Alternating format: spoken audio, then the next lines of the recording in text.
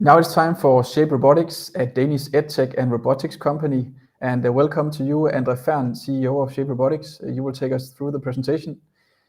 I will hand over the call to you, Andre. So you have 20 minutes approximately, and then we'll go to the Q&A session. Thank you very much, Kasper. So briefly about me, I'm the CEO of Shape Robotics. I've been here 5 years. I actually started as head of finance, then I became CFO, and now I'm the CEO of the company. But I've actually been here since the start of this company. So I have some slides with you about our history, our market, our product, and how we expect also the financials so far this year, and how we expect next year to look, and how we address all these macroeconomic changes that are happening in the world right now. So briefly, if I go into our history, I could say that Shape Robotics is what you call an edtech company. It means educational technology. The core in our business is our own developed educational robot called Fable that are used in classrooms with the aim of teaching the students basics within programming and learning how to use technology to solve real world problems. If we quickly dive into the history of the company, we were founded as a company in 2017, as you can see on the slide. But the research and prototyping began several years before, when our founders, Moises Pacheco and David Christensen, was working on modular robotics in a PhD project in DTU, Technical University of Denmark, also together with the Lego company. The basic idea is that our robot is modular, and it can be taken apart and put together in hundreds of ways, creating a new robot for a new problem or a new task. In the history, you could say other important milestones for Shape Robotics is obviously the listing on Nasdaq First North in 2020. Other milestones I've highlighted in this slide is that in 2021, we changed the go-to-market strategy and broadened the company's portfolio of products when we acquired a new company in Romania that was specialized in building turnkey technology labs for educational institutions. This because we saw that EU was funding huge amounts into education and building technology labs all around Europe. Another milestone I took on this slide is in 2022, we established a partnership with Samsung. Samsung, like other large edtech companies, is also focusing a lot on education and are building their own technology labs. They call them smart class, and they're using complementary products that go into the Samsung universe, such as robots, and hence they're building this ecosystem around Samsung. This means that our robot can be an add-on when Samsung distributors around the world are selling to educational institutions. Last, in 2020, we acquired another distributor in Romania called VTS, Video Technic Systems, and that was mostly to scale up our distribution network in that region. And then the last one I took in this slide is for the future going on. We're aiming towards getting listed on the main market in Denmark in 2023. Good. I briefly talked about this, but our main product is the robot as a direct sale. And then also we're designing technology labs that often includes our robots. So that means we're both doing direct sale of our robot, but we're also selling these technology labs where our robot is a part of it. And then we're bidding on large tenders, mostly for educational institutions, school districts, etc. Both for our robot and for the labs we're designing, the idea is that it has to be easy to use for the students and teachers, and they have to learn several technologies, such as 3D printing, robotics, virtual reality, and more important is that the lesson plans that we provide combine the technologies, and as much as possible, we make it something that reflects a problem they can encounter in the real world. So that means we built some of the foundation for the STEM fields, for the let's say the jobs of the future. Good.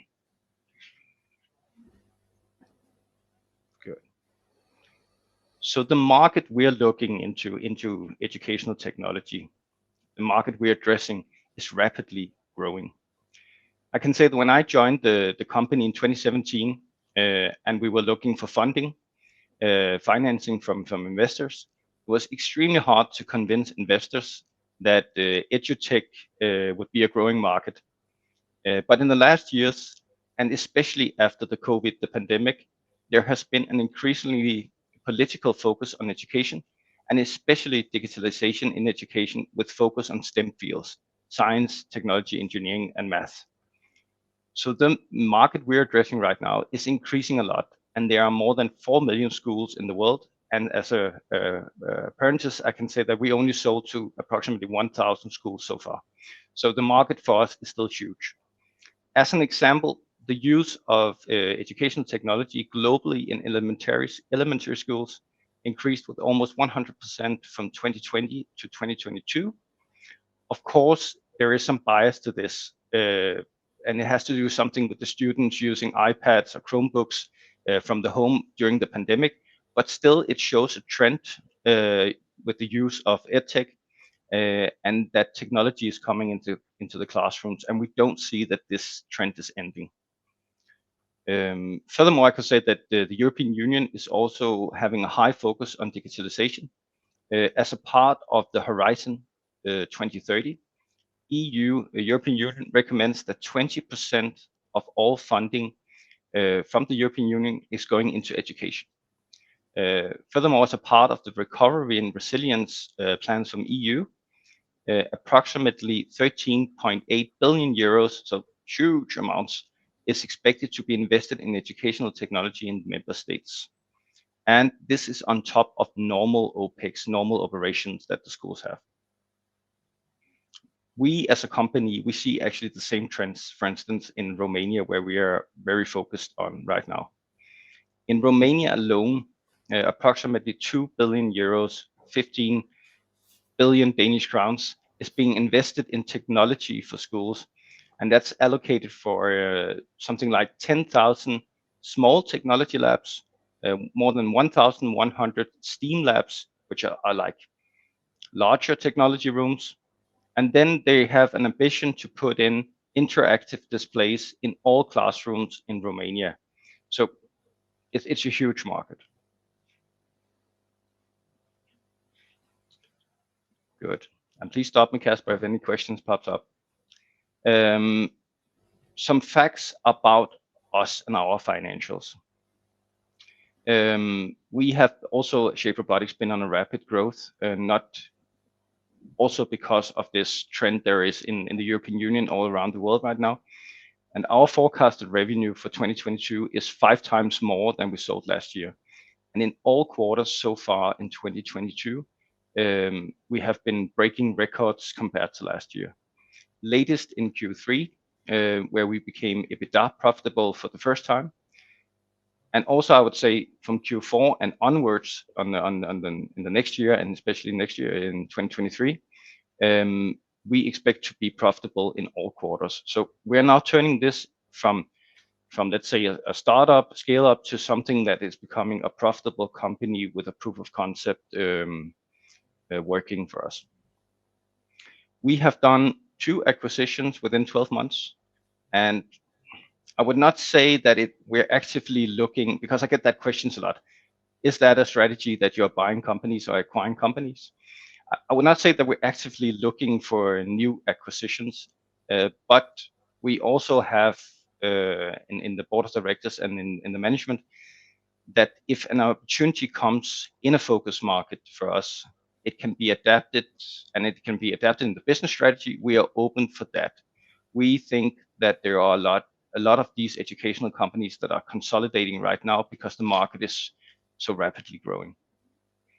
So, and also with this rapid growth that we have been through, we have closed some huge contracts. That's also, of course, why we could do the revenue we've done so far in the last year. And we also received investment recently. This has, of course, created a lot of positive focus on the company from investors and from media. And so far, our share price, I haven't looked today, but so far the share price is up 190% since we did the IPO in 2020. And furthermore, to my knowledge, we are one of the most traded shares in regards to volume, turnover, and share in First North Denmark.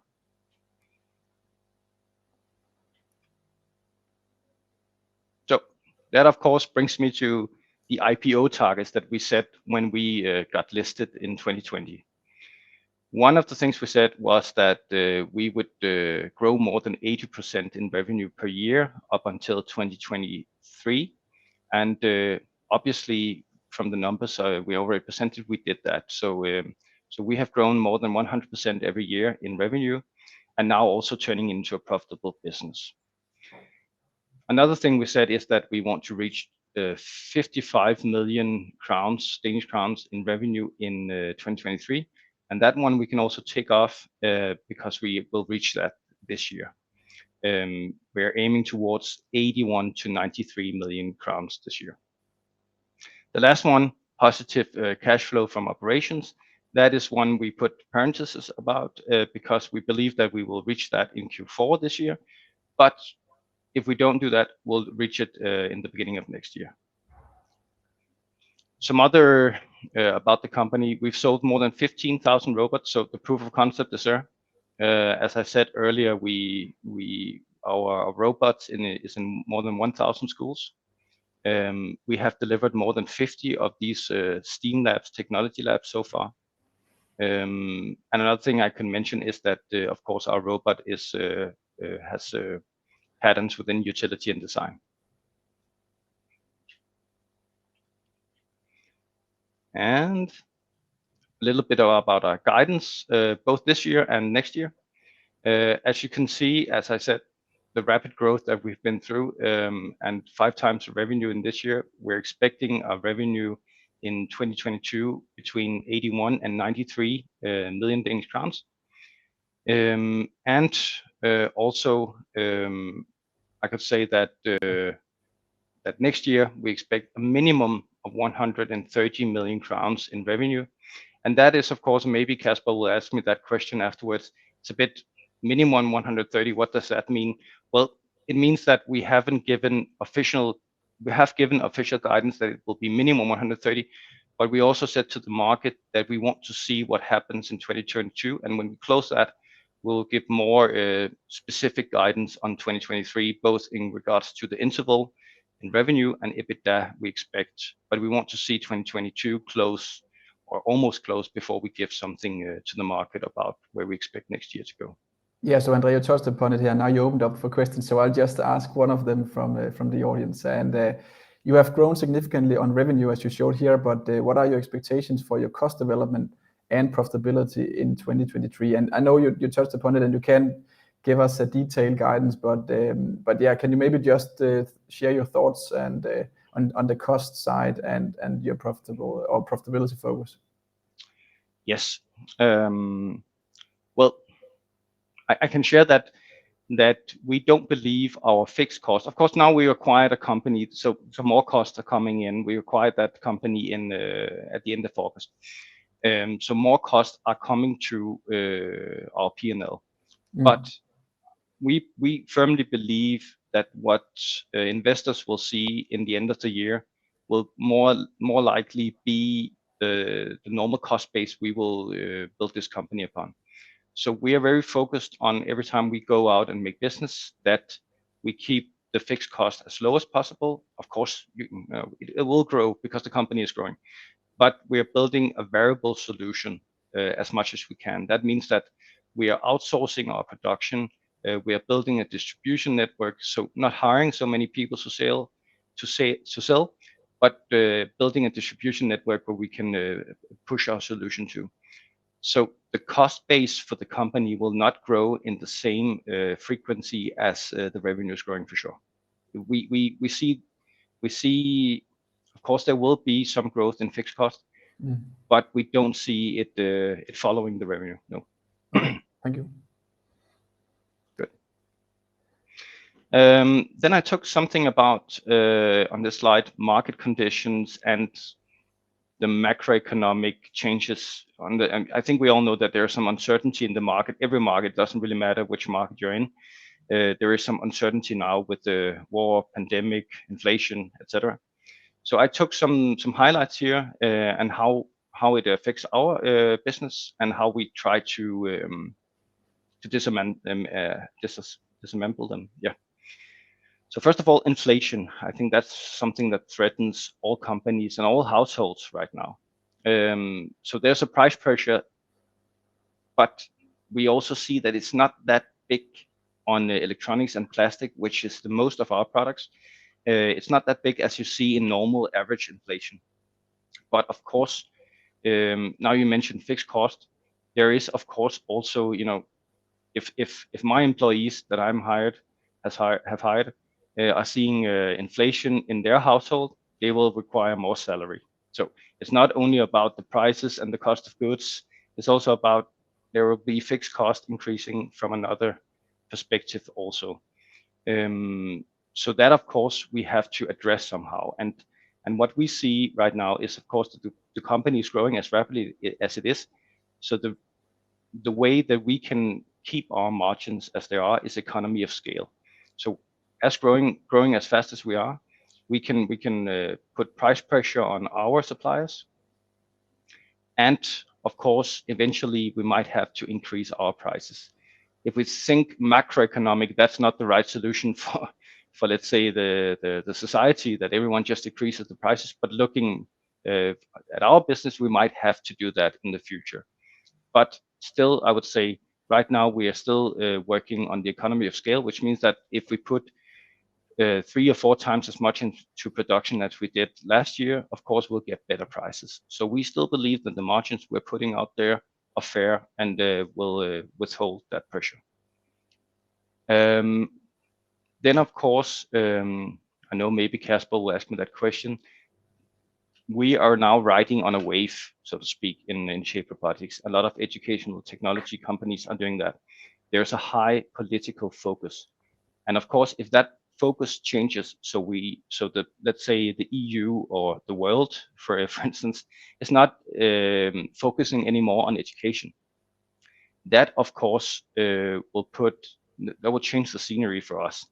But having said, I would say that I don't believe personally that education and technology and education was something that is decreasing. I actually think it will have more and more focus as we go along, because I think we all know that digitalization is something growing faster and faster, which means that we have to teach our young students, also people like me, we have to be able to adapt and learn new technologies all the time. So I don't believe personally that this will stop. But of course, if somewhere along the road that the education is no longer a focus, this can be a danger for the company. And therefore, of course, we must adapt as quickly as we can if there is something political changing. Another thing I took in is lack of component shortage. I think we all saw that we had a perfect storm. There was a COVID, then the Suez Channel was blocked, and then there was a war, and it all created a crisis in international production. We handle that by increasing our inventory. Of course, that creates a cash issue because you need to build the inventory. It requires working capital, but that's how we try to handle that. The last thing I would say, the pandemic, and it's a double-edged sword for us, because will there be another pandemic? I don't know. I don't think so. But for us, the pandemic actually created opportunities, because there was suddenly an even more high focus on educational and technology.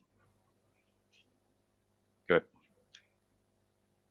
Kasper, the last slide I actually have is something about our focus areas. So I can say that our focus right now is Romania, which actually are the best-selling country for us right now. We are also, I would say, market leader in Denmark in education technology.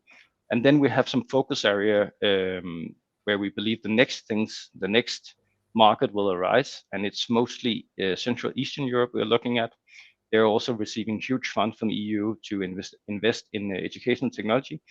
But we're also seeing some trends in UAE, America, and Australia. So that's where our focus is right now. Yes, who we are. I don't believe that's so important for the presentation. But Kasper, actually, I think that was what I wanted to present today. That's perfect. Let's go to the questions then. And yeah, so you mentioned before, Andre, about the political focus. You don't think this will change in terms of the edtech focus and investing into this, but what about in general, if we see a large economic contraction, maybe in 2023 or maybe in 2024, but how do you think how does the public budgets work in terms of your projects and orders? Maybe you can tell us more about the Romanian project, about the EU project, and the risk about that. Can that be changed if the economic will go down or something like that? In theory, no, it cannot be changed. So the funds in EU are already allocated. There are budgets, let's say plans for the member states that are approved by the EU. So if they don't live up to the plans they presented, and when they want to spend the money, then they lose the money. So I know that the member states have all intentions to follow through the plans that they presented to the EU. I really can't, we're talking force majeure if something happens here in these plans. One thing could be Hungary, for instance. They got their frozen because of political issues and not spending the money correct. And but if you live up to all the expectations that EU have and the budget you made to EU, then you have to spend the money, otherwise you lose them.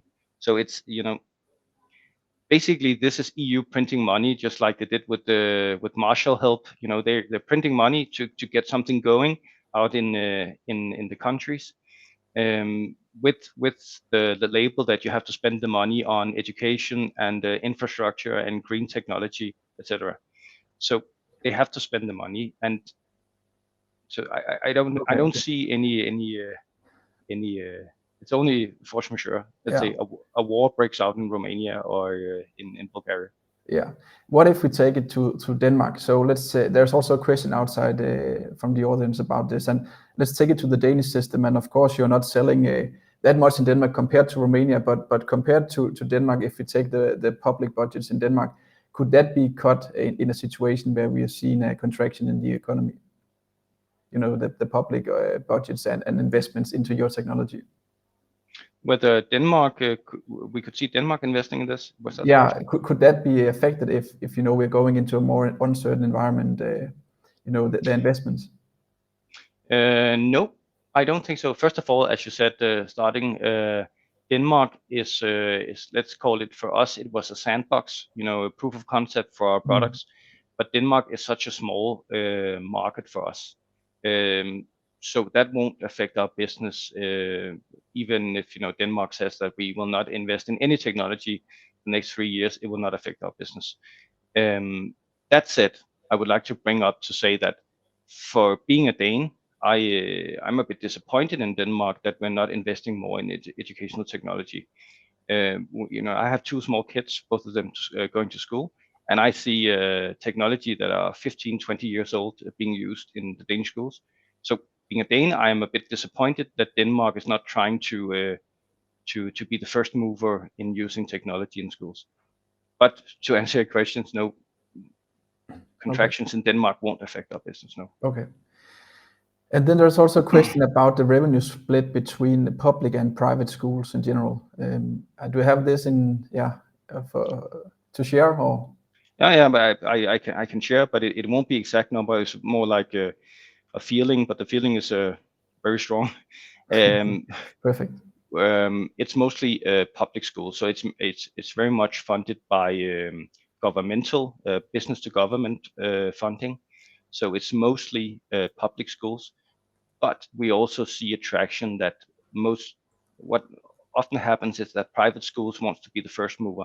So if they see a traction that public schools are now getting this funding, they will start buying it before the public schools. So what we saw in the beginning of this year and late last year was that the private schools were buying what we're actually selling right now to governmental But going forward, I would say it's 80-90% to public schools. Perfect. And just a final question here, Andre. So you talked about your acquisition strategy, and you have also acquired some companies over the past years, 2 years at least, or about in that. But what about the retention rate on the employees that you are acquiring from these companies? How are they still in the company, and how do they be motivated to stay in the company? I've never had that question before, but very glad to get it. We have so far 0 employees has left the subsidiaries after we acquired them.